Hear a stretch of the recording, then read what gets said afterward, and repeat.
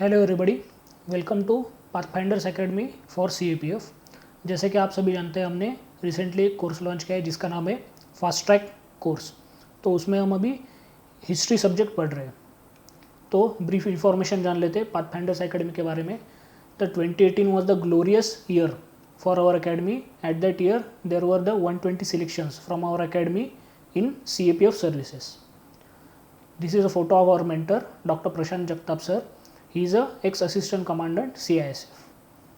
About him, he is a passionate teacher, professional soldier and qualified doctor and psychologist. He is an MBBS MA psychology by qualification and pursuing MA security and defense laws from Nalsar University of Law. He is a author of 3 best-selling books for CAPF assistant commandant preparation for McGraw-Hill publications. He joined CISF in 2014 after cracking UPSC CAPF Assistant Commandant 2012 with All India rank 80. He has served in CISF for 5 years as Assistant Commandant. He has previously worked as a medical officer on Class 1 rank with Government of Maharashtra and as an assistant lecturer in forensic medicine in RCSM Government Medical College, Kolhapur, Maharashtra. This is about me. My name is Utkarsh Tamburi. I have the experience of teaching 2+ years in both medium, that is offline as well as online. I am preparing for a civil service examination with history as an optional subject. तो आज lecture चालू करते हैं कल के lecture से थोड़ा सा ब्रीफ लेके। ओके, तो कल के लेक्चर में हमने देखा था how the Mauryan empire was evolve and how it was decline. And also उसके बाद हमने सबसे इंपॉर्टेंट पॉइंट देखा था the invasion of the Central Asian tribes, जिसमें कि हमने देखा था कुशानाज, उसके बाद देखा था शकाज एंड इंडो ग्रीक्स। ओके, तो उसका नेक्स्ट जो एक्सटेंशन है वो आज हम देखेंगे। तो आज हम चालू करते हैं कलिंगा खारवेला से। एक्चुअल में आप सभी को पता है Kalinga was the one of the small kingdom during the period of the Ashoka. Ashoka के टाइम पे वो एक स्मॉल किंगडम था जिसको अशोका ने जीत लिया था। इससे पहले कलिंगा को जीता था किसने?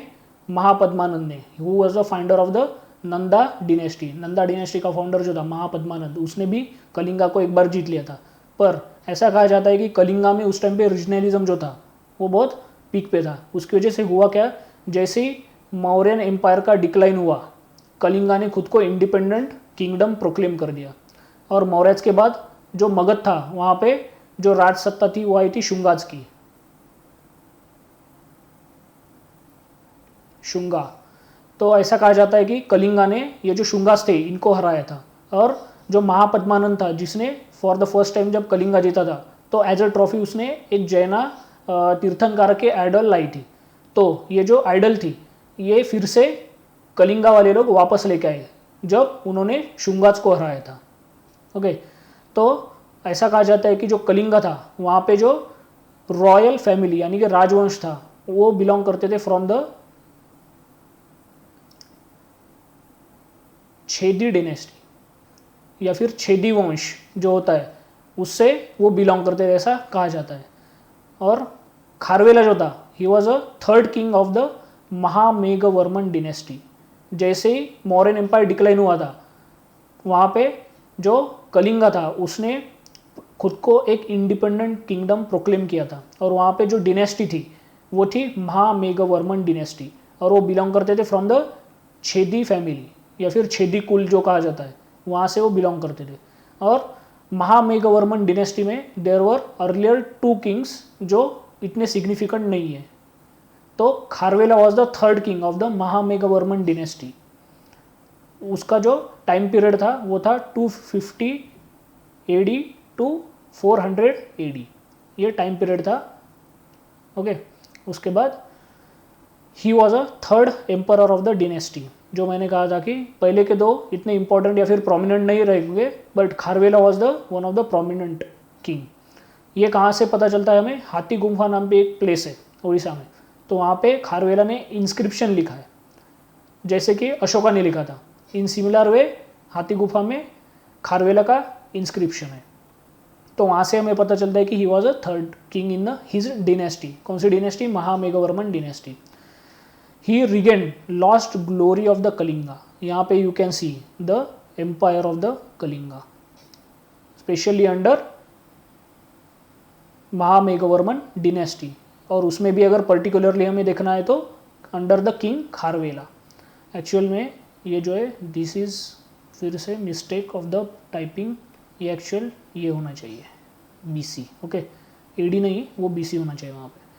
उसके बाद the king Kharavela of the Mahameghavarman dynasty also defeated Pushyamitra Shunga, जो यहाँ पे हमने देखा था अभी, शुंगाज, जिन्होंने मगधा को सक्सीड किया था after the decline of the Mauryas. तो पुष्यमित्र जो शुंग डिनेस्टी का फाउंडर था उसको भी खारवेला ने डिफीट किया था. उसके बाद ही पैट्रन जैनिज्म. ये तो हमें पहले से पता है. कहाँ से? जो महापद्मानंद था उसने एक जैन तीर्थंकर के आइडल लाई थी. इसका मतलब क्या? वहाँ पे ऑलरेडी जैनिज्म जो था वो एस्टेब्लिश हो चुका था. But still Kharavela was a tolerant king. मतलब ऐसा नहीं कि सिर्फ जैनिज्म के लिए उसका एक टिल्टेड क्या बोल सकते हैं फेवर था. वो सभी को इक्वली ट्रीट करता था. जो भी अदर रिलीजन्स थे, अजीवकास था, देन वैदिक ट्रेडिशन या फिर वैदिक रिलीजन था, और बुद्धिज्म भी था. ओके, उसके बाद the Kharavela was succeeded by his successor जिसका नाम है Kudepasiri. Okay, he was a successor of the Kharavela. पर प्रॉब्लम क्या हुआ? ये जो यहाँ पे यू कैन सी इतना बड़ा एम्पायर, ये जो इतना बड़ा एम्पायर था, इसको कॉन्सोलिडेशन करने के लिए खारवेला के पास टाइम ही नहीं था. और अगर आप कोई भी नया एरिया जीत लेते हो और वहाँ पे अपनी पावर को कॉन्सोलिडेट नहीं करते हो, then it is a total loss of man and power. Okay, ये दोनों का वहाँ पे लॉस हो जाता है. तो सेम हुआ था खारवेला के साथ. खारवेला ने ये इतना सारा एरिया जीत तो लिया था, बट प्रॉब्लम क्या हुआ? उसके पास टाइम ही नहीं था कि वो ये पूरे एरिया को कॉन्सोलिडेट कर सके. और इसकी वजह से फिर से जो कलिंगा एम्पायर इतना बड़ा फैला हुआ था ड्यूरिंग द खारवेला, तो वो ऑटोमेटिकली श्रिंक हो गया अप टू दिस एरिया. फिर से वो ये एरिया तक श्रिंक हो गया था. ओके, अभी नेक्स्ट देखते हैं सातवाहनाज. हमने लास्ट के लेक्चर में देखा था अबाउट द मौर्याज. ओके, तो उस टाइम पे मैंने एक चीज़ कही थी, और ये बुद्धा जब उनका टोटल रेंज चालू हुआ या फिर टाइम पीरियड चालू होता, उसके टाइम पे भी मैंने एक चीज़ कही थी. देयर वर 2 पाथ्स जो हाईवेज कहे जाते हैं एंशिएंट इंडिया के. एक था उत्तर पथ. उत्तर पथ कहाँ से? टोटल एरिया था वो उसका ये वाला. और दूसरा था दक्षिण पथ. उत्तर पथ एंड दक्षिण पथ. तो ये दोनों जो पथास थे ये मेनली मगधा में जाके एक दूसरे के साथ ज्वाइन होते थे. ओके, और बीच में भी यहाँ पे भी थोड़े थोड़े ऐसे जॉइंट्स थे, पर एक्चुअल प्रोमिनेंट जॉइंट जो था वो था मगधा में. तो हुआ क्या? जब अशोका मौर्य के टाइम पे पूरा इंडियन सब कॉन्टिनेंट यानी कि यहाँ तक का पूरा वाला रीजन जो था वो अशोका मौर्य के अंडर आ चुका था. तो इसकी वजह से हुआ क्या? ये जो 2 हाईवेज थे वहाँ से मगधा की जो टेक्नोलॉजी या फिर मगधा की जो टेक्निकल स्किल्स या फिर एक्सपर्टीज थी वो ये साइड में यानी कि नॉर्थ वेस्ट में गई और साउथ ऑफ द विंध्याज आई. यहाँ पे विंध्या माउंटेन्स है, यहाँ पे विंध्या माउंटेन्स है, तो साउथ ऑफ द विंध्याज आई. तो this was the base for the rise of new states in the south of the Vindhya, mainly on the Deccan plateau. Okay, तो डेक्कन प्लाटू में छोटे छोटे इसी टाइम पे स्मॉल स्टेट्स तैयार होना चालू हो गया था. तो उसमें से one of the prominent state था सातवाहना. ओके, तो सातवाहना का एक बार देखेंगे. नहापाना जो था यहाँ पे एक उसका स्मॉल किंगडम था. यहाँ पे एक डिस्ट्रिक्ट है नासिक बोल के महाराष्ट्र में, तो उसके रीजन में नहापाना का एक किंगडम था. और उसका और वेस्टर्न शत्राब हमने कल देखा था कि शका किंग जो थे वो शत्राब्स में रूल करते थे. और वेस्टर्न शत्राब जो था यहाँ पे एक किंग था जिसका नाम था रुद्रदमन.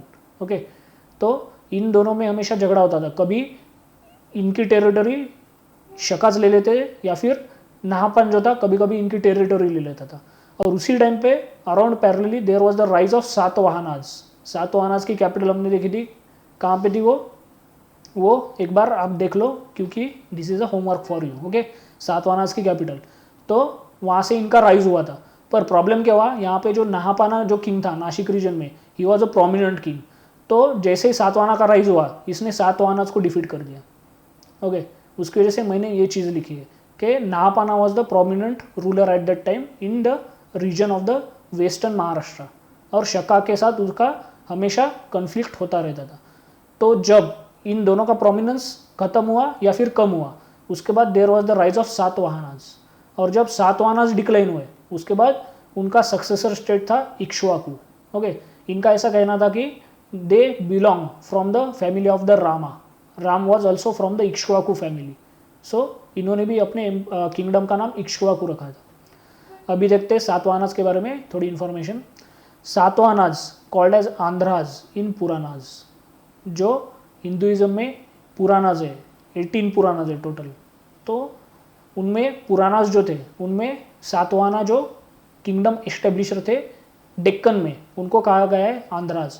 तो इसकी वजह से बहुत सारे हिस्टोरियंस ऐसा इन्फरेंस निकालते हैं कि जो आज का आंध्र प्रदेश है, it was the region for the rise of the Satavahanas, यानी कि सातवाहनाज जो थे वो आज के आंध्रा रीजन से ऊपर उठ के या फिर वो वहाँ पे बिलोंग करते थे। That's why in the Puranas they are mention as a Andhras. उसके बाद उनके टाइम पे जो material culture, specially pottery culture कौन सा था, उनके टाइम पे था red ware, black and red ware, then russet coated ware. These were the three kind of potteries used during the सातवाहनाज। अब ये पोटेरी कहाँ से आई?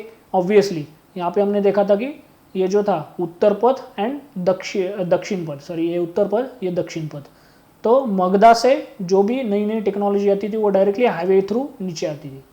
उसकी वजह से ऑब्वियस है कि ये जो वेयर्स है या फिर डेली यूज के जो पोटेरी है वो ऑब्वियसली मगधा से ही आई होगी। अब स्टेट इन साउथ, वो तैयार होने के लिए कौन सी चीज़ों का सपोर्ट लगा था या फिर ऐसी कौन सी चीज़ें थी जिनकी वजह से साउथ इंडिया में स्टेट फॉर्मेशन हुआ। सबसे पहला था यूज़ ऑफ आयरन, जो कॉमन है हमने ऊपर नॉर्थ इंडिया में, यानी कि अबोव विंध्याज, ये यहाँ पे मैंने कहा था विंध्या माउंटेन्स है, यानी कि अबोव विंध्याज जो 16 महाजन पदार्थ थे उनका राइज हुआ था, उसके पीछे भी ये वन ऑफ द रीज़न था।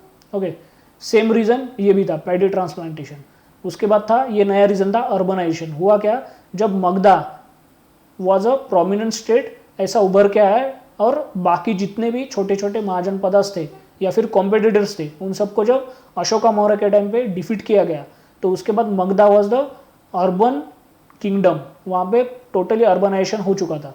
और सेम अर्बनाइजेशन जो है वो साउथ में आया था। ओके, उसके बाद सबसे इम्पोर्टेंट चीज़ राइटिंग, क्योंकि अगर किसी को भी अगर बड़ा किंगडम बना है या फिर उसको छोटा किंगडम है फिर भी उसको बड़े एम्पायर में कन्वर्ट करना है, तो ये वाली चीज़ जो है सबसे इम्पोर्टेंट है। ये चीज़ जो है वो एडमिनिस्ट्रेशन जो होता है उसको कंट्रोल करती है। उसकी वजह से writing was the important thing. So these 4 points created base to form the state in the south India. अभी देखते हैं सातवाहना डिनेस्टी के बारे में। द श्रीमुखा, ये श्री भी है या फिर इसको दूसरा नाम है सीमुखा, श्रीमुखा या फिर Simuka. Satavahana, he is considered as a founder of the Satavahana kingdom. उसके बाद सबसे प्रोमिनेंट किंग आता है जिसका नाम है सातकर्णी। और इसके बाद अगर आप देखोगे जो भी प्रोमिनेंट किंग हुए थे उन्होंने सातकर्णी अपने नाम में लगाना ग्लोरीफाइड समझा। सातकर्णी का जो टोटल टाइम था वो था 180 BC टू 120 BC। इसके टाइम में इसको कहा जाता था द लॉर्ड ऑफ वेस्ट। याद रखो, ये लॉर्ड ऑफ वेस्ट कहाँ पे लिखा गया है? हाथी गुफा, जो हमने अभी पहले स्लाइड में देखा था खारवेला। खारवेला का जो हाथी गुफा इंस्क्रिप्शन है वहाँ पे लिखा गया है कि सातकर्णी जो था he was a lord of west. Okay, Puranas में कहा गया है इसके बारे में कि ही किल्ड कनवा। तो हुआ क्या था, मगधा का जब डिक्लाइन हुआ था वहाँ पे मौर्यज का, मौर्यज के बाद आए थे वहाँ पे शुंगाज, और शुंगाज के बाद वहाँ पे जो रूल आया था वो आया था कनवाज का। वासुदेव कनवा नाम का एक बंदा था जिसने लास्ट शुंगा रूलर को ख़त्म कर दिया और एक कनवा डायनेस्टी एस्टेब्लिश की थी। तो ऐसा कहा जाता है कि ये जो सातकर्णी था इसने वो कनवा किंग को मार दिया था। Then he minted his own coins, और उसके ओन कॉइन्स में जो नाम लिखा गया था उसका वो था श्री सातकर्णी। अब यहाँ पे आप देखो कि उसने खुद का नाम लिखा है, पर इससे पहले इंडिया में जो कॉइन्स होते थे वहाँ पे नाम नहीं होते थे, सिर्फ सिंबल्स होते थे। पर जब इंडो ग्रीक्स इंडिया में आए तो उन्होंने अपने बायलिंगुअल कॉइन्स जो थे वो इंडिया में उनके साथ भी आए थे। और वो कॉइन्स पे क्या होता था, एक तो ग्रीक लैंग्वेज में क्या बोल सकते हो किंग का नाम था, और एक लोकल लैंग्वेज में किंग का नाम था, और दूसरी साइड में किंग का जो था वो इमेज या फिर स्मॉल काइंड ऑफ पोर्ट्रेट भी उन्होंने वहाँ पे मिंट करना चालू कर दिया था। एंड इन सिमिलर वे जो नेक्स्ट किंगडम्स थे इंडिया में after the Indo Greek invasion, जितने भी लैटर किंगडम्स थे इंडिया में, सब लोगों ने अपने अपने कॉइन्स मिंट करना चालू कर दिया, और वहाँ पे आइदर वो उनका नाम लिखते थे या फिर उनका इमेज डिपिक्ट करते थे। ओके, तो सातकर्णी जो था उसने उनके खुद के कॉइन पे श्री सातकर्णी ऐसा नाम लिखा था। उसके बाद आता है इनका सक्सेसर, सबसे important king of the Satavahana, जिसका नाम है गौतमी पुत्र सातकर्णी। मैंने कहा था कि Satakarni was a prominent king, उसकी वजह से जो भी लास्ट वाले या फिर लैटर जो भी सातवाहनास थे उनमें प्रोमिनेंट जो किंग थे वो ग्लोरीफाई करते थे खुद को सातकर्णी नाम से। ओके, तो जो श्री सातकर्णी था उसके बाद का जो सक्सेसर है उसका नाम है गौतमी पुत्र सातकर्णी। तो इसका टाइम पीरियड है 106 to 130 AD। अभी इन दोनों के बीच में और सारे छोटे छोटे इम्पॉर्टेंट नहीं है उतने, पर छोटे छोटे जो थे वो सक्सेसर थे ये वाले फेज में। क्योंकि यहाँ पे देखो आप, there is 180 BC to 120 BC, पर यहाँ पे अगर आप टाइम पीरियड देखोगे तो यहाँ पे डायरेक्टली गौतमी पुत्र सातकर्णी आता है। कब आता है? 106 to 130 AD में आता है, BC to AD। पर इसके बीच में भी छोटे छोटे किंगडम्स थे, सॉरी छोटे छोटे किंग्स थे, पर उनका कोई इतना सिग्निफिकेंस या फिर इंपॉर्टेंस नहीं था। ओके, उसके बाद देखते हैं गौतमी पुत्र सातकर्णी के बारे में। उसको जो था वो कहा जाता था एक ब्राह्मण, यानी कि द ओनली ब्राह्मण who defeated all Kshatriyas.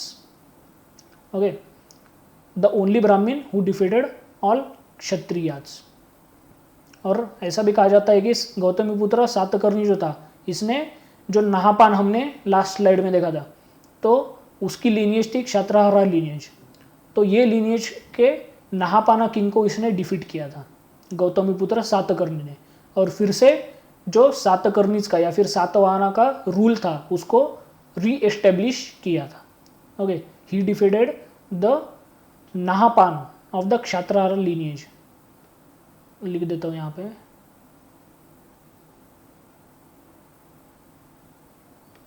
He was a king, नाहपान नाम का किंग था वेस्टर्न महाराष्ट्र में, जिनके डायरेक्टली सातवाहना के साथ कन्फ्लिक्ट होते थे। तो due to defeat of the Nahapana, और उस टाइम पे कोई भी ऐसा दूसरा किंगडम नहीं था डेक्कन में जब गौतमी पुत्र सातकर्णी का राइज हुआ था, उसकी वजह से उसने खुद को क्या कहा, एक ब्राह्मण।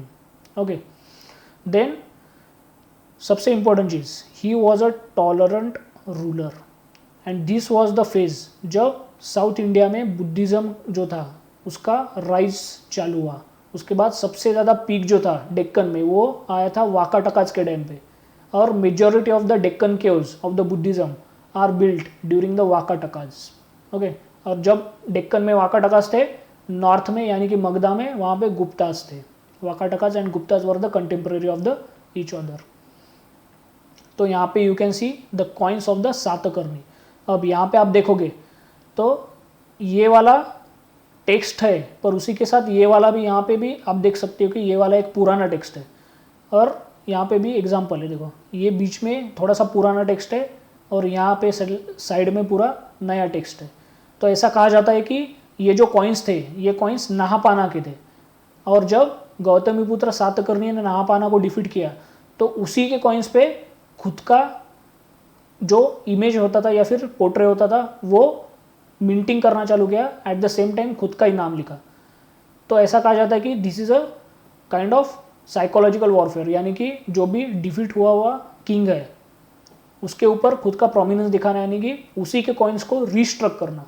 तो ये जो कॉइन्स है गौतमी पुत्र सातकर्णी के टाइम पे उसको कहा जाता है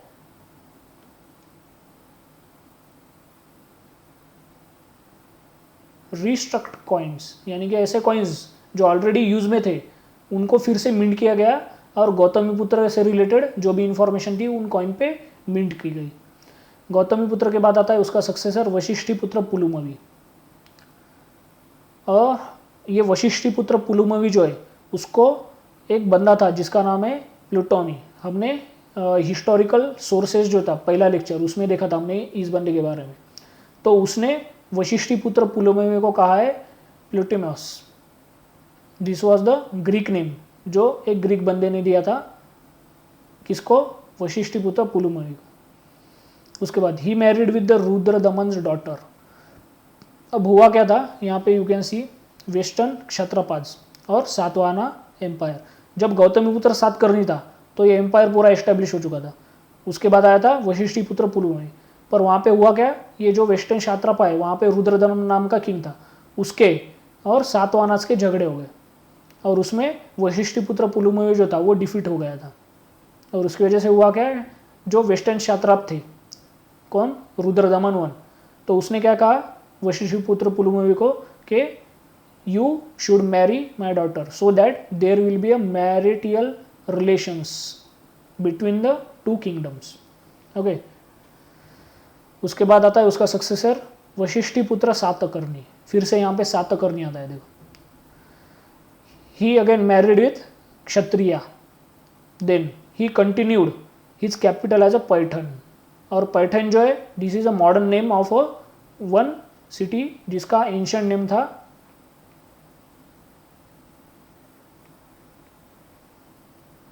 प्रतिष्ठान। Pratishthan was a ancient name of the Paithan.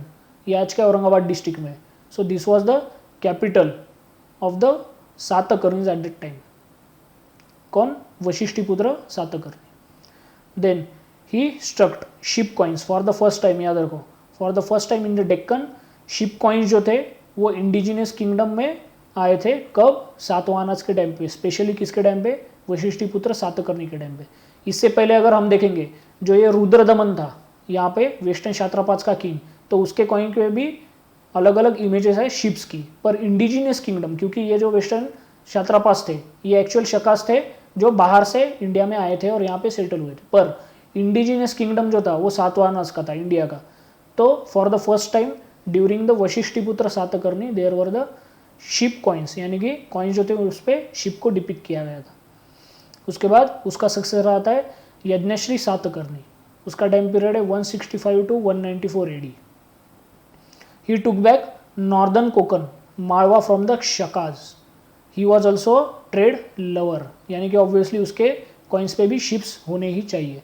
अभी ये देखते हैं, ये जो नॉर्दर्न कोकन जो है यानी कि ये वाला पार्ट आता है पूरा नॉर्दर्न कोकन, एंड मालवा, मालवा यानी कि ये वाला पार्ट। तो ये वाला जो पार्ट है ये दोनों part during the king Yajnashri Satakarni Satavahanas के अंडर आ चुके थे। ओके, उसके बाद देखते हैं material culture during the Satavahanas. इसमें क्या हुआ था, लोकल एंड नॉर्थ का फ्यूजन हुआ था। क्यों, क्योंकि मैंने कहा था there was the one highway जिसको कहा जाता है दक्षिण पथ। इसकी वजह से होता क्या था, नॉर्थ से बहुत सारी चीज़ें साउथ में आती थी, साउथ ऑफ द विंडीज, और वहाँ से लोकल जो ट्रेडिशंस थी उसके साथ उसका फ्यूजन होता था और एक नई चीज़ या फिर मिंगल ट्रेडिशन जो थी वो यहाँ से राइज होती थी। ओके, उसके बाद करीमनगर नाम का डिस्ट्रिक्ट है, वहाँ पे बहुत सारे टूल्स मिले। तो ऐसा कहा जाता है कि Karimnagar was the city of the tool making या फिर city of the artisans. Then ancient time पे जो गोल्ड आता था वो आता था फ्रॉम द कोलार माइंस। ये चीज़ हमने देखी थी ड्यूरिंग द इंडस वैले सिविलाइजेशन। इसके टाइम पे ये चीज़ देखी थी हमने कि कोलार जो था it is a place in Karnataka, it is the only place where we can find gold in the India. Okay, तो इंडस वैली में भी यहीं से गोल्ड जाता था और सातवाहनास के टाइम पे भी यहीं से गोल्ड आता था, आज के टाइम पे भी यहीं से गोल्ड आता है। ओके, उसके बाद पैडी ट्रांसप्लांटेशन, ये हमने पहले देखा है कि पैडी ट्रांसप्लांटेशन होने की वजह से क्या हुआ, लोग ज़्यादा दूर तक जाके सेटल होने लगे और उसकी वजह से जो किंगडम या फिर एम्पायर था वो बढ़ना चालू हो गया। उसके बाद दे यूज्ड बेक्ड ब्रिक्स, इसी को कहा जाता है बर्न ब्रिक्स। क्यों, क्योंकि ऑब्वियसली जो मौर्यंस थे उन्होंने भी बर्न या फिर बेक ब्रिक्स यूज करना चालू कर दिया था, एंड ड्यू टू दक्षिण पथ वो टेक्नोलॉजी साउथ में आई थी, उसकी वजह से Satavahana also used the baked bricks. Then their houses were flat roof structured. Then they had town management and underground drains. ये सारी की सारी चीज़ें जो है वो नॉर्थ से साउथ में आई थी। क्यों? क्योंकि साउथ में उस टाइम पे लोग तो थे पर वो मेनली प्रिमिटिव सोसाइटी में रहते थे। तो अर्बनाइजेशन जो था वो पहले नॉर्थ में हुआ था और नॉर्थ के अर्बनाइजेशन के डायरेक्ट रेट जो थे वो साउथ में आए थे। ओके, उसके बाद there are finding of the numerous local coins. Numerous local Roman coins जो थे वो रोमन कॉइन्स यहाँ पे मिलते हैं। कहाँ पे? लोकल एरियाज में। क्यों मिलते? क्योंकि there was the rise in oceanic trade. यहाँ पे ऐसा कहा जाता है कि यहाँ से डायरेक्टली, यहाँ से और यहाँ से, ये जो एरिया था कोस्टल एरिया, यहाँ से डायरेक्टली रोमन्स के साथ ट्रेड किया जाता था। क्यों? क्योंकि अराउंड 1 सेंचुरी AD में there was the rise of the Roman empire under whom? Under Julius Caesar. Julius Caesar नाम का फर्स्ट रोमन एम्पायर था, उसके अंडर अराउंड 1 सेंचुरी AD में रोमन एम्पायर का बिल्डिंग हुआ था। और रोमन एम्पायर बिल्ड हुआ उसी टाइम पे इंडिया में भी बहुत सारे एम्पायर्स थे, तो उन दोनों में ट्रेड कनेक्शन हो गया था। And due to that trade connection यहाँ पे लोकल लेवल पे हमें न्यूमरस रोमन कॉइन्स मिलते हैं। ओके, उसके बाद social organisation. Satavahanas were the first land granter who gave और who granted land to the Brahmins. इससे पहले जितनी भी लैंड्स मिलती थी वो अदर जैन मंक्स को मिलती थी या फिर बुद्धिस्ट मंक्स को मिलती थी, but for the first time to Brahmans ये लैंड ग्रांट देने की ट्रेडिशन जो थी वो सातवाहनाज ने चालू की थी। At the same time they also give land to Buddhist. ऐसा नहीं था कि सिर्फ ब्राह्मण्स यानी कि वैदिक ट्रेडिशन के फॉलोअर्स जो थे उनको ही दिया गया, ऐसा नहीं है, उन्होंने बुद्धिस्ट को भी लैंड ग्रांट्स दिए थे। ओके, ऐसा कहा जाता है कि they were the tribal origin peoples and wanted to stop varna intermixing. तो इनके बारे में कहा जाता है कि दे वर द ब्राह्मण्स जो अर्लियर थे ट्राइबल्स, और जब वैदिक ट्रेडिशन साउथ में आई थी या फिर वैदिक रिलीजन साउथ में आया था, from tribal they became the Brahmans. और ब्राह्मण्स होने की वजह से ऑब्वियसली एटलीस्ट थेरोटिकली उनको 4 वर्णाश्रम जो थे, इसी को कहा जाता है वर्णाश्रम धर्म। ये जो 4 वर्णाश्रम थे इनको कंपल्सरीली रिजिड रखना ऑब्लिगेटरी था, तो उसकी वजह से कहा जाता है कि उन्होंने वर्ना मिक्सिंग जो थी उसको स्टॉप किया। पर यहाँ पे यू कैन डायरेक्टली सी, मैंने बताया था कि वशिष्ठिपुत्र पुलुमवी जो था उसने रुद्रदमन वन के डॉटर से मैरिज किया था। एट द सेम टाइम उसका सक्सेसर जो था उसने भी एक क्षत्रिय गर्ल से ही मैरिज किया था। इसका मतलब क्या है? सिर्फ थेरोटिकली वहाँ पे वर्नास की इंटरमिक्सिंग स्टॉप हुई थी। इवन सातवाहनास के टाइम पे किंग जो थे वो खुद इंटर वर्ना मैरिजेस करते थे। जैसे कि अभी हमने देखा 2 इंपॉर्टेंट किंग थे जिन्होंने क्षत्रिय गर्ल्स के साथ मैरिज किया था। तो this was only in theory that they stop the varna intermixing. Okay, उसके बाद जो मैंने अभी बोला still marriages outside like Shakas. Then the society of the Satavahanas वो थी मैट्रीलिनियल सोसाइटी। अभी 2 इंपॉर्टेंट कंसेप्ट है, एक है पैट्रीलिनियल,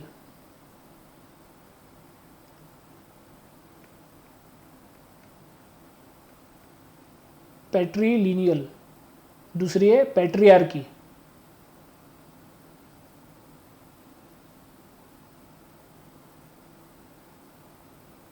पैट्रीलिनियर, पैट्रियार्की, और फिर से यहाँ पे मैट्रीलिनियर और दूसरा वर्ड है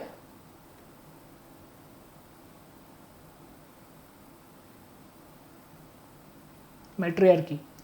पैट्रीलिनियल मीन्स व्हाट?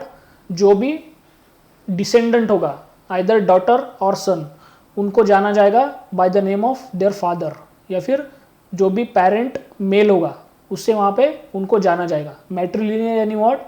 जो भी डिसेंडेंट होगा आइदर डॉटर और सन वो दोनों मदर के नेम से जाने जाएंगे। और यहाँ पे जो किंग के नाम है यहाँ पे आप देख सकते हैं गौतमी पुत्र, यानी कि Gautami was the name of the mother of Satakarni, उसकी वजह से वहाँ पे लिखा है गौतमी पुत्र। सेम वशिष्ठी पुत्र, देन वशिष्ठी पुत्र, देन यज्ञश्री। ओके, तो दिस इज द कंसेप्ट कि मैट्रीलिनियल सोसाइटी, इट मीन्स व्हाट? उनके जो डिसेंडेंट थे आइदर डॉटर और सन, वो दोनों मदर के नाम से जाने जाते थे। ओके, और पैट्रियार्की मीन्स व्हाट, जो भी प्रॉपर्टी का इनहेरिटेंस वगैरह होगा वो सब मेल एयर को मिलेगा, और जब ऐसा होता है उसको कहा जाता है पैट्रियार्की। और मैट्रियार्की मीन्स व्हाट, जो भी प्रॉपर्टी वगैरह जो भी होगा उसका डायरेक्ट डिसेंडेंस जो होगा वो जाएगा डॉटर के पास, उसको कहा जाता है मैट्रियार्की।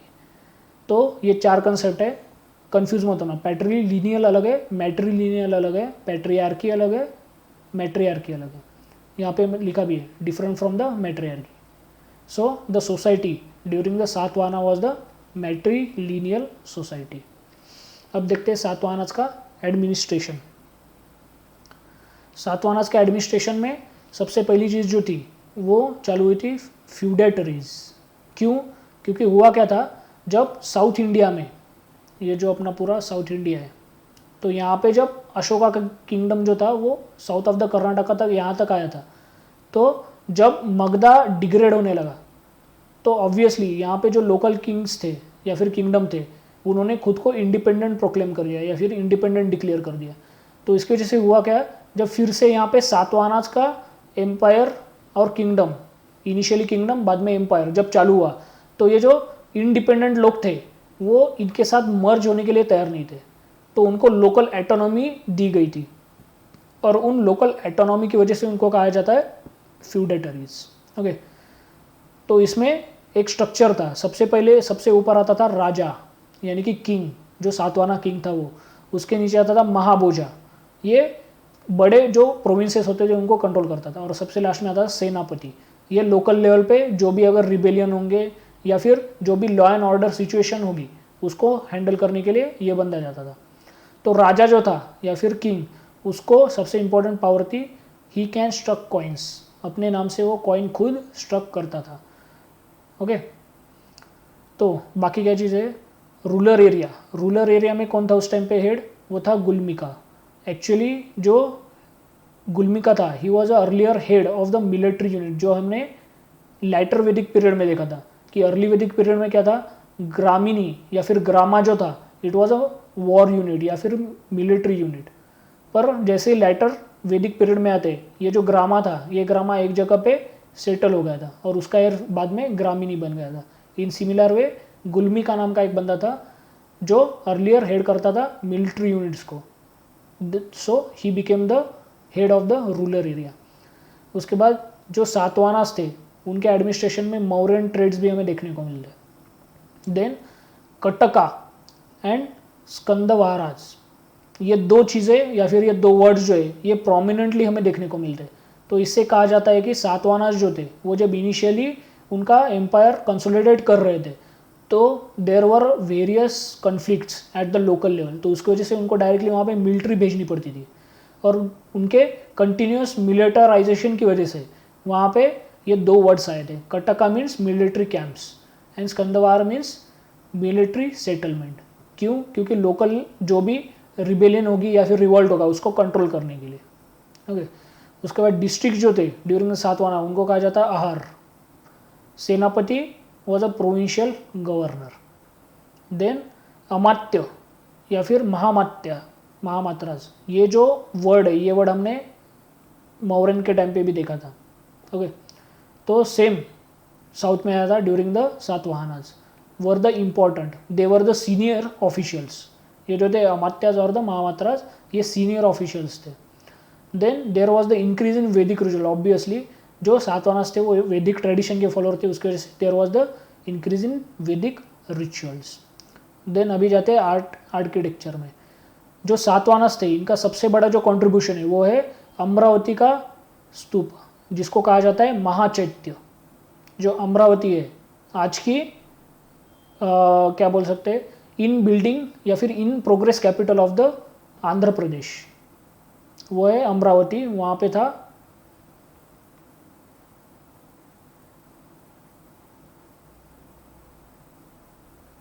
महाचैत्य, ये जो था ये स्तूप था महाचैत्य, और ये बना था टोटली मार्बल से, यानी कि टोटली वाइट। यहाँ पे यू कैन सी रेप्लिका, ऐसा बना था महाचैत्य ऑफ द अमरावती। तो इसकी बिल्डिंग जो थी वो चालू हुई थी ड्यूरिंग द सातवाहनाज। जो हमने इधर पॉइंट देखा था कि सोशल ऑर्गेनाइजेशन में जो सातवानास थे, दो they were the follower of वैदिक ट्रेडिशन, यानी कि ब्राह्मण्स को वो रिस्पेक्ट करते हैं। इसका मतलब ये नहीं था कि वो बाकी रिलीजन्स को कुछ हेट करते वगैरह, दे वर द टॉलरेंट किंग्स। तो उसकी वजह से यहाँ पे माय चैत्य का भी एस्टेब्लिशमेंट हुआ था। There were the establishment of the many chaityas and viharas, then stupas in the Krishna Godavari Doab, ये KG है यानी कि कृष्णा गोदावरी दोआब। अब एक प्लेस तो मैंने बता दी जिसका नाम है अमरावती, जो अभी इन द मेकिंग प्रोग्रेस वाली कैपिटल है आंध्रा स्टेट की। और दूसरा जो इम्पोर्टेंट प्लेस था फॉर द बुद्धिज्म वो है नागार्जुन कोंडा। अब ये नागार्जुन कोंडा जो है ये वर्ड डिराइव है फ्रॉम द नागार्जुन या फिर नागसेन, जो हम कल लेक्चर देख रहे थे उसमें हमने देखा था there was the one king जिसका नाम था मिलिंद, उसको बुद्धिज्म में कन्वर्ट किया था नागार्जुन या फिर नागसेन बोला जाता है उनको। वो थे महायाना बुद्धिस्ट मंक, उन्होंने कन्वर्ट किया था और उन्हीं के नाम से ये प्लेस को नाम दिया गया है Nagarjunakonda. Okay, then the official language of the Satavahana was the Prakrit, ये सबसे इंपॉर्टेंट चीज़ है। Though they were the follower of the Vedic tradition, उन्होंने संस्कृत का यूज़ नहीं किया ऑफिशियल लैंग्वेज में, उन्होंने प्राकृत का यूज़ किया। अभी इसका पॉलिटिकल कॉज भी हो सकता है कि लोकल लेवल पे उस टाइम पे यही चलता था, संस्कृत ज़्यादा लोगों को समझ में नहीं आता था, but they used Prakrit language not a Sanskrit language in spite of being वैदिक फॉलोअर्स। ओके, उसके बाद देखते हैं डीप साउथ।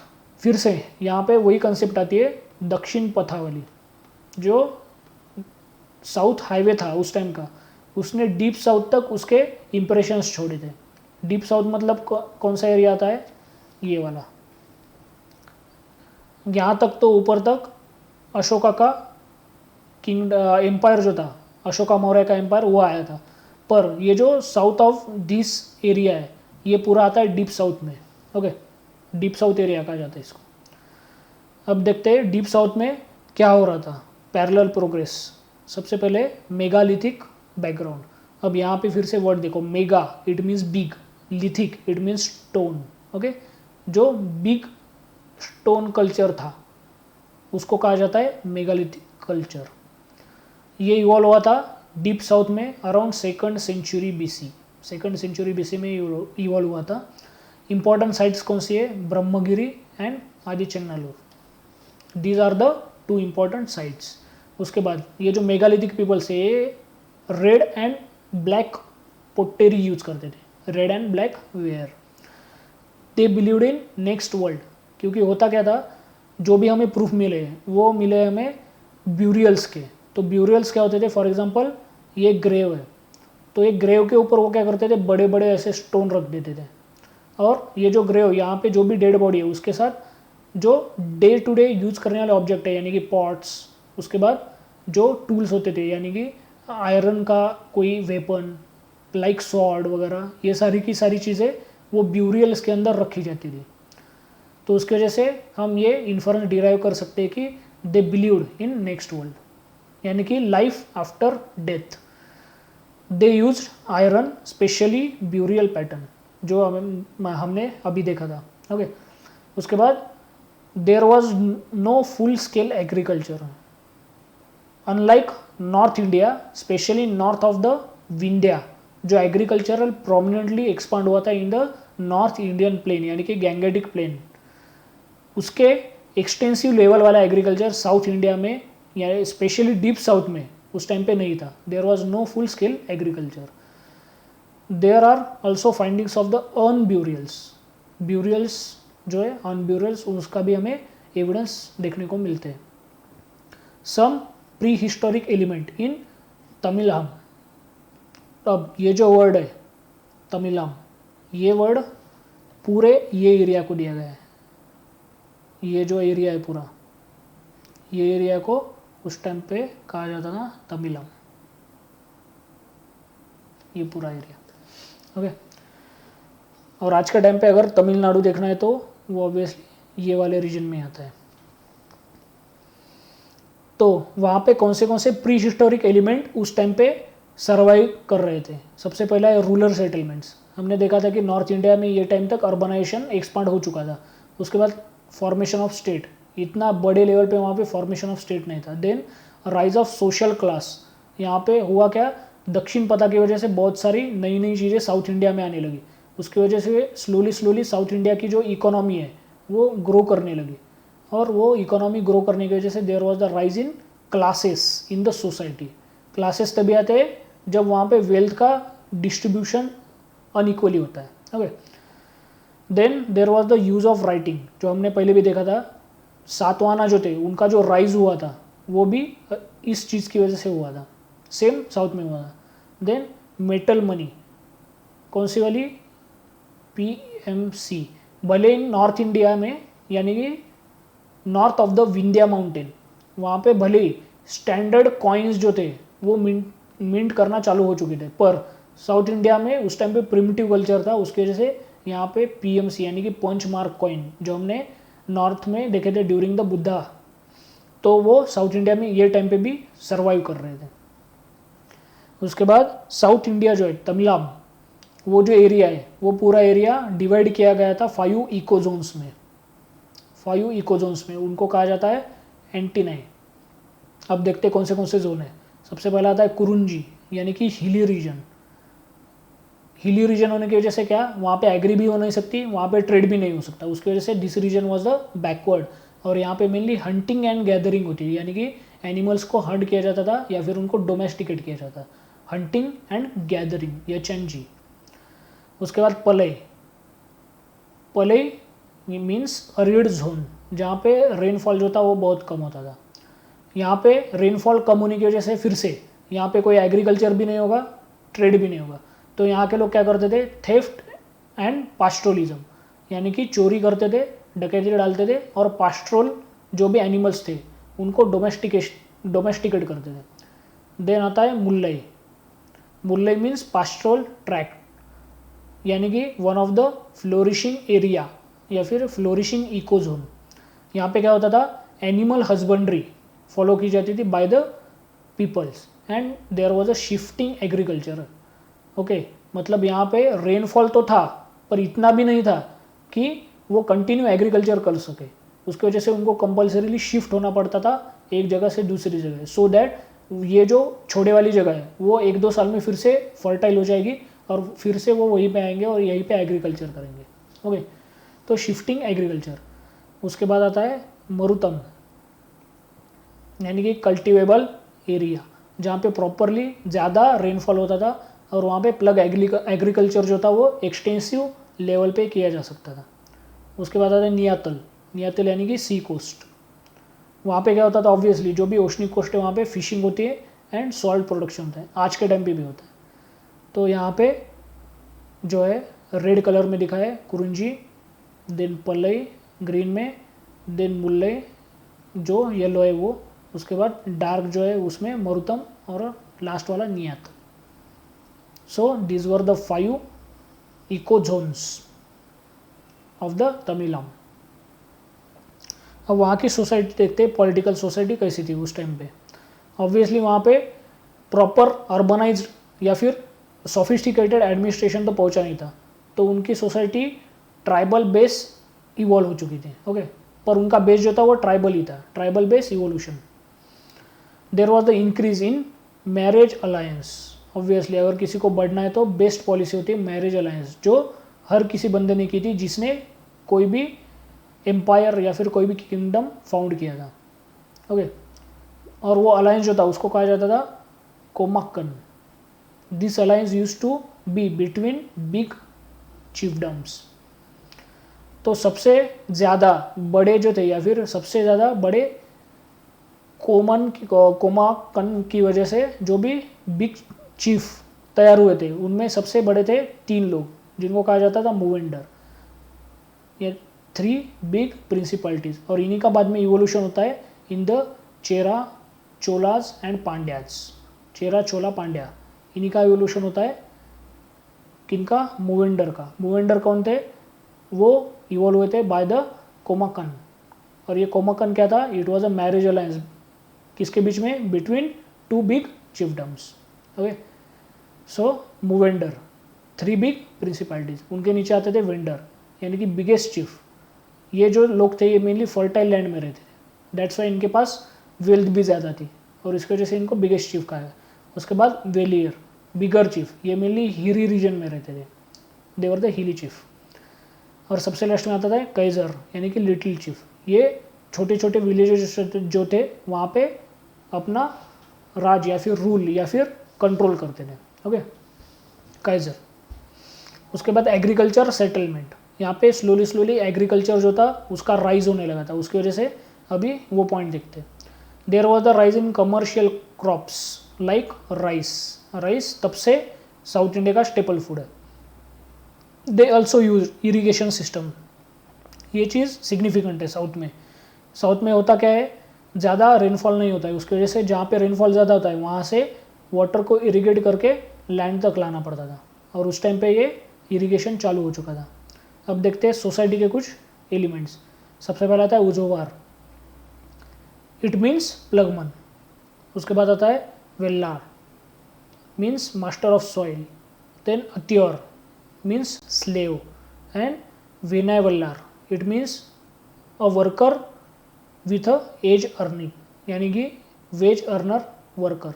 इसी को हम आज के टाइम पे पेड वर्कर भी कह सकते हैं, जिनको उस टाइम पे पेमेंट मिलता था, और ये जो स्लेव्स थे इनको पेमेंट नहीं मिलता था। Okay, so this was the agricultural settlement evolve during the period of Satavahana in the deep south. उसके बाद देखते हैं, अभी हमने जो 3 बड़े चिफडम देखे थे जिनको हमने कहा था मूवेंडर, उनके बारे में स्मॉल रेफरेंसेस। सबसे पहले पांड्या। पांड्या जो थे, अभी इनका एक बार लोकेशन देख लेते हैं।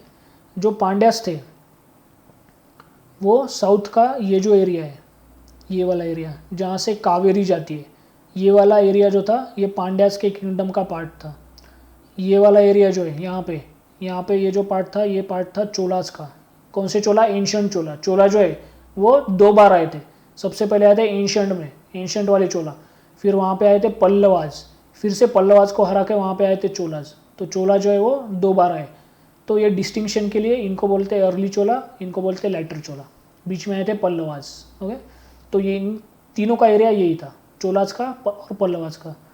और ये जो एरिया है यानी कि आज का केरला, वो था चेराज का। ये इन तीनों का लोकेशन एक बार याद रखो। पांड्या,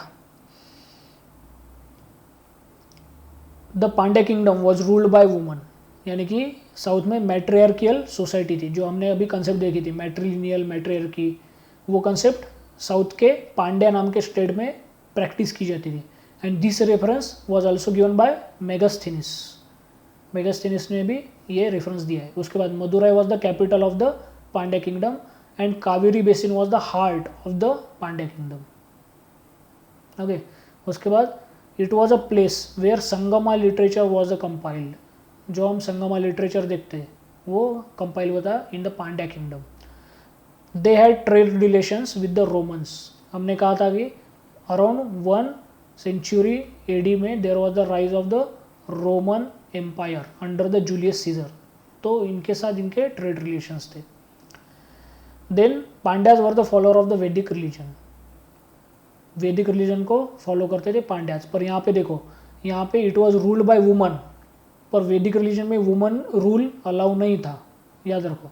इसका मतलब क्या है, जो वैदिक के जो भी लॉज थे उस टाइम पे उनको थेरोटिकली वहाँ पे रिजिड बना दिया गया था, पर एक्चुअल में अगर हम ग्राउंड पे जाके देखेंगे लोकल लेवल पे तो वहाँ पे ये इन लॉज को तोड़ा जाता था। ओके, तो due to that there was the woman ruler in the Pandya kingdom. उसके बाद आ जाए चोला। चोलाज का जो किंगडम था वो 2 रिवर्स के बीच में था, एक था पेन्नार, दूसरा था वेलार। उसके बाद Uraiyur was the one of the famous port. ये पोर्ट था जहाँ पे कॉटन का ट्रेड होता था। This port was specialise for the cotton trade. Then there were place which was called as Chola mandalam. ये वाली जो प्लेस है हमने जो मैप में अभी देखा था यहाँ पे, ये वाली place, this was called as a Chola mandalam in ancient times. और इसी का इंग्लिश में कन्वर्जन होता है during the colonial period Coromandalam. Coromandalam coast कहा जाता है, चोला मंडल या फिर कोरोमंडल। उसके बाद there was another port city जिसका नाम है Puhar. That was also called as Kaveri pattanam because it was on the bank of the Kaveri.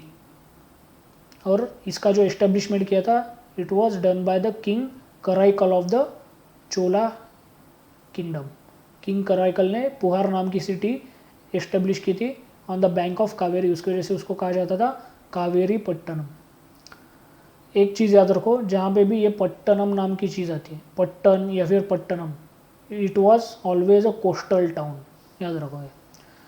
Bye king Elara, king Elara नाम का एक किंग था of the Cholas. He conquested and retain the Sri Lanka for the 50 years. यानी कि king Elara ने श्रीलंका को 50 साल तक अपने किंगडम में इंक्लूड किया था. By 4th century AD the Chola got power in the region. 4th century AD में चोलास को पावर मिली थी और अराउंड 8th सेंचुरी एडी में इनकी पावर कम हो गई थी और वहाँ पे पल्लवास आए थे. उसके बाद फिर से अगर हम 9th सेंचुरी में जाएंगे तो फिर से there was the rise of later Cholas. Okay. उसके बाद चेराज. चेराज को नेचुरल डिफेंस था किसका? वेस्टर्न घाट का और एक साइड से ओशन का. Due to that Chera were never fully disturbed. उनका भी क्या बोल सकते हैं, उनकी भी हार होती थी पर वो टोटली डिस्टर्ब कभी नहीं हुए थे. क्यों? क्योंकि एक साइड में उनके ओशन है और दूसरे साइड में वेस्टर्न घाट है. Then Chera kingdom was the flourishing due to Roman trade. अगर इन शॉर्ट बोला जाए तो ये तीनों जो साउथ के लोग थे, चेरा, चोला, पांड्या, इन तीनों के रोमन के साथ ट्रेड रिलेशंस थे.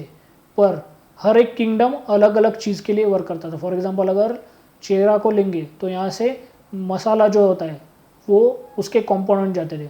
चोलास के यहाँ से कॉटन वगैरह जाता था और यहाँ से बाकी अदर चीज़ें जाती थी. Okay. Then there were 2 Roman regiments situated in a Muziris. Muziris नाम का एक पोर्ट सिटी है वहाँ पे. तो वहाँ पे रोमन किंग ने उनके 2 रेजिमेंट वहाँ पे सिचुएट किए थे to protect the Augustus temple. Augustus नाम का एक वहाँ का गॉड है, रोमन गॉड. तो उसका टेम्पल था उस टाइम पे कहाँ पे? मुजरिस में. और उसके प्रोटेक्शन के लिए रोमन किंग जो था उस टाइम पे उसने 2 रोमन रेजिमेंट्स को भेजा था. जो चेरा थे वो मेनली ट्रेड करते थे पर्ल का, precious stones and ivory. Pearl, precious stones and ivory, इनका मेनली ट्रेड होता था.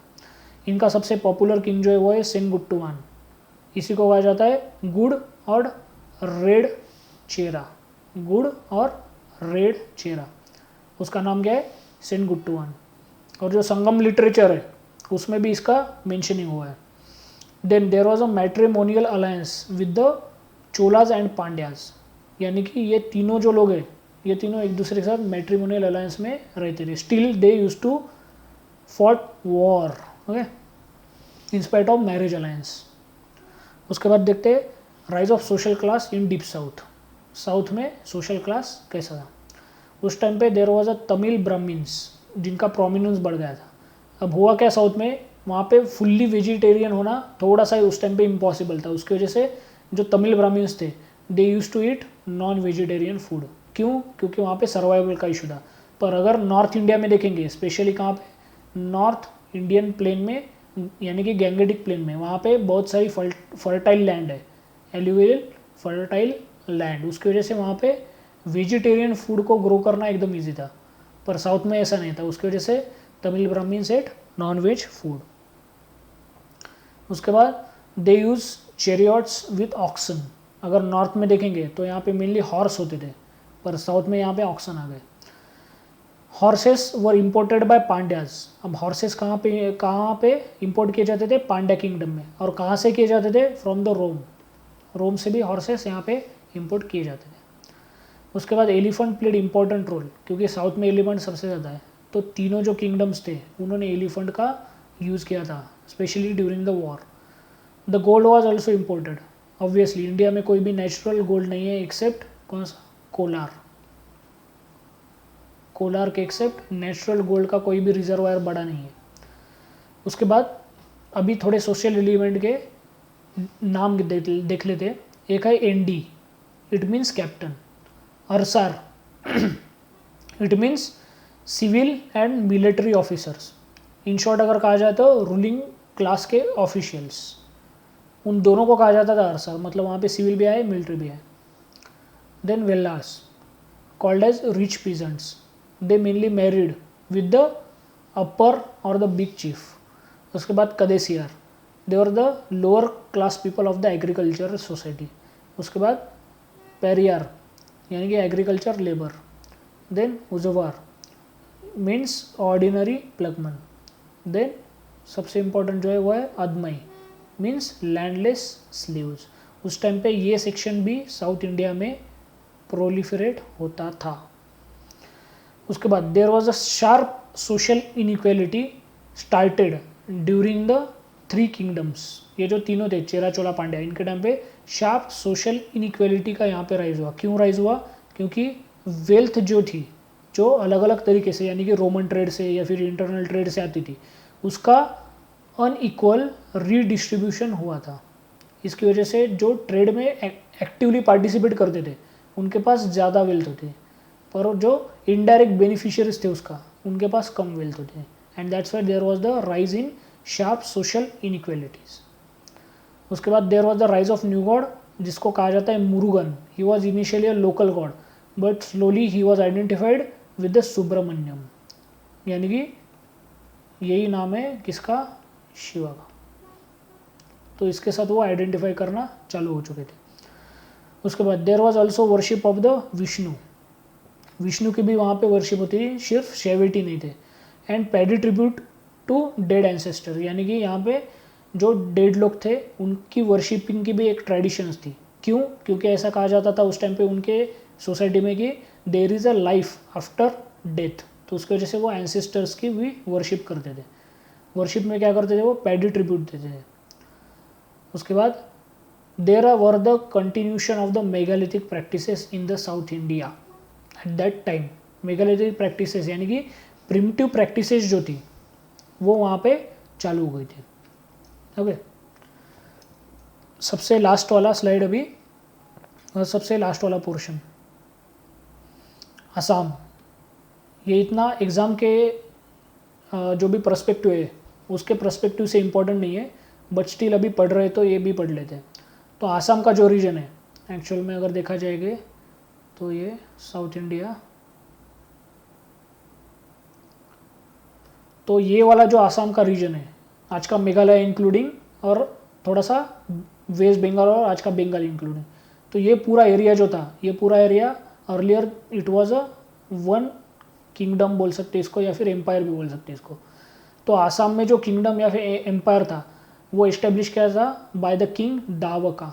दावका was the name of the king. और इसको उस टाइम पे कहा जाता था कामरूप.